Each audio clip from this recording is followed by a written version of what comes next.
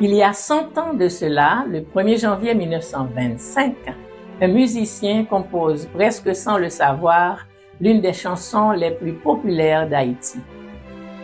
Et voici enfin l'histoire de cette naissance longtemps restée dans l'ombre. Le 31 décembre 1924, la ville de Hambourg en Allemagne s'illumine pour célébrer les fêtes de fin d'année. Dans le faste du grand bal du club commercial, beaucoup d'universitaires sont invités. Parmi eux, un violoniste haïtien, Othello Bayard. À ce somptueux et féerique bal, assis sur une table avec d'autres invités, son regard s'arrête sur une dame brune au teint chaud, assise non loin de lui. Son visage lui rappelle étrangement celui des femmes de son pays natal. Sans perdre de temps, ils sympathisent et dansent ensemble. Puis encore et encore. Curieuse, souriante et heureuse de danser avec lui, elle lui demande d'où il vient. Quand il lui répond qu'il est haïtien, elle se met soudain à fredonner à ses oreilles. « Chokoun, c'est yon marabout, je l'éclairé comme chandelle, il gagne un tété d'au bout, ah, et si Chokoun t'es fidèle. À cet instant précis, un sentiment profond le bouleverse, car cette chanson ouvre une porte. Et derrière cette porte, Haïti. Othello écrira plus tard. Inutile de vous dire ma surprise et ma joie d'entendre cet air folklorique de mon pays avec des paroles en créole. J'étais comme dans un rêve en l'écoutant. Fin de citation. Intrigué, Othello ne put s'empêcher de lui demander « Mais qui êtes-vous donc ?» Car devant lui, il y avait une Allemande et qui chantait en créole. Avec un sourire, elle lui expliqua qu'elle était l'épouse d'un banquier allemand, un homme qui, des années plus tôt, avait vécu en Haïti et y avait passé une partie de sa jeunesse.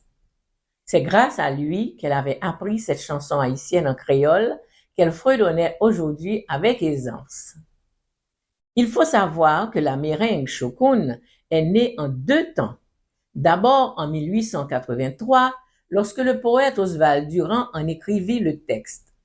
Puis 10 ans plus tard, en 1893, le compositeur Michel Moléa-Monton le mit en musique. En choisissant le langage musical de la méringue, il fit de chokoun une véritable chanson populaire. Et ce n'est que 32 ans plus tard que Haïti chérie verra le jour. À 3 heures du matin, la dame s'en va accompagnée de son mari et avec elle s'éloignent les moments euphoriques du bal. Othello écrit « Malgré tout l'éclat de cette grandiose fête de fin d'année et les distractions diverses qu'elle offrait, mon cœur terrassé par le spleen ou la nostalgie ne prenait plus plaisir à y rester. La mélodie folklorique de chokoun avec son rythme du terroir, berçait mon imagination. » Fin de citation. Alors il quitte la fête, marchant seul dans la nuit froide de Hambourg. Les lumières brillent encore, mais en lui, quelque chose s'est éteint. Ou peut-être s'est allumé ailleurs. Il écrira « Mon corps circulait dans Hambourg en fête, mais mon esprit était tourné vers Haïti, dont c'était la fête nationale du 1er janvier 1925. » Bien sûr, qui dit 1er janvier en Haïti, dit fête de l'indépendance, soupe au giromon ou soupe joumon, chant patriotique, fanfare, etc. Sa mélancolie est extrême, car les souvenirs bouleversent son âme d'artiste.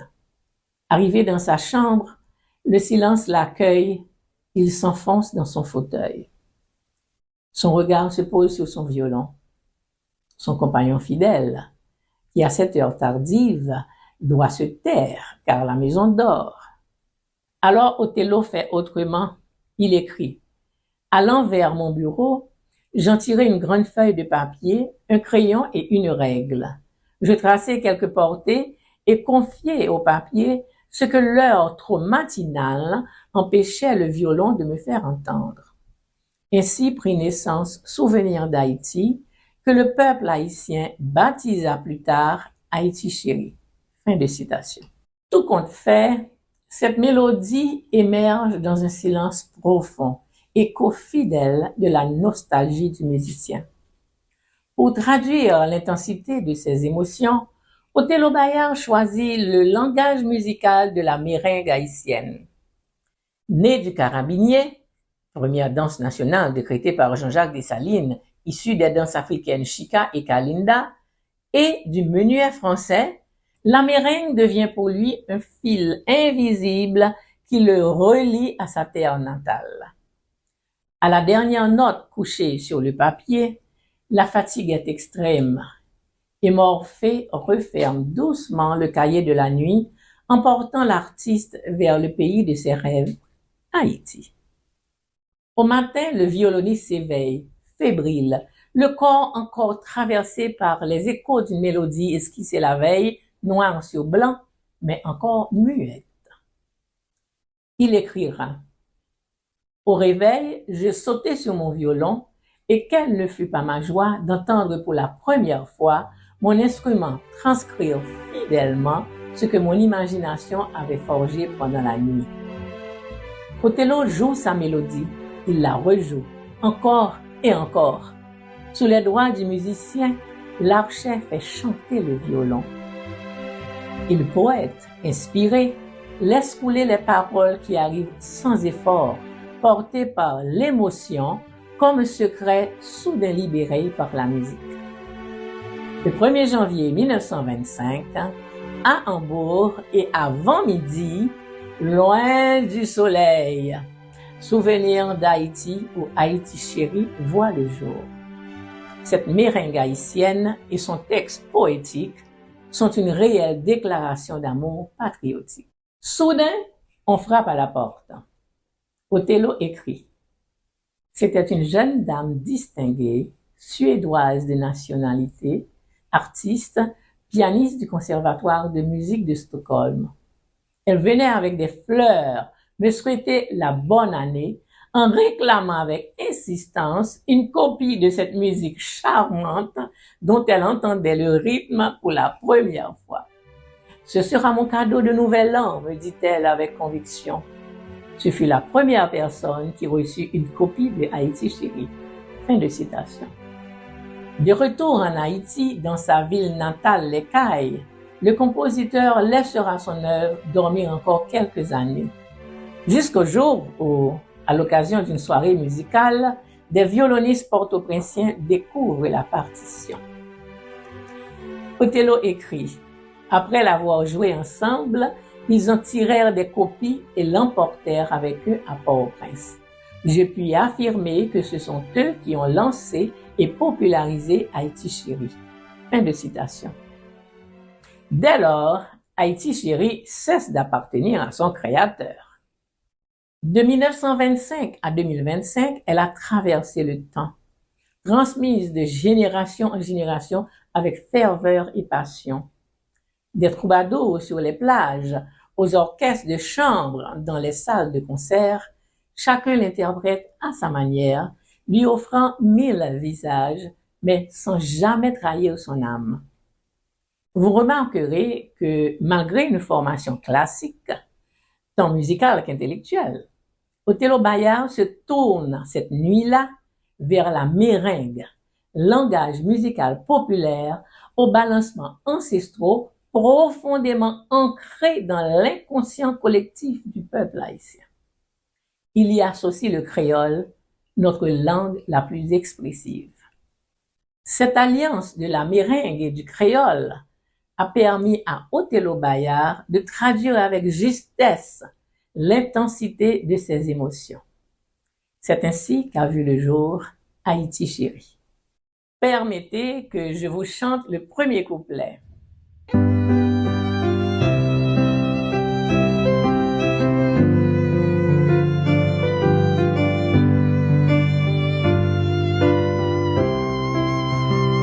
Haïti chérie, pi bon pays passé où l'emploi.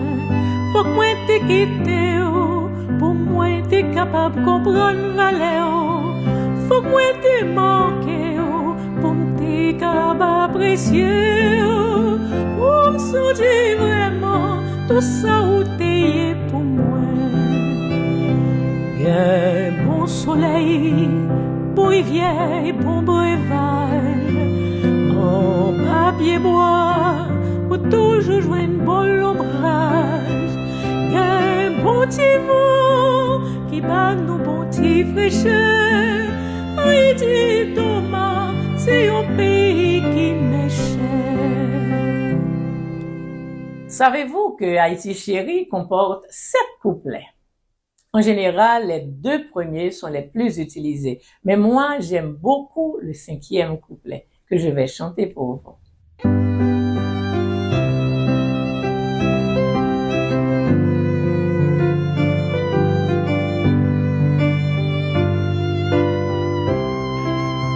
Léolon pays moi, côté où passer tout long chemin, c'est bonjour compère, et ma commère, et petite layo, ça ne pas ouais comme ça, moi hier rentré tibrin, pour nous boire qui choy, pour nous jouer de petits coups d'eau.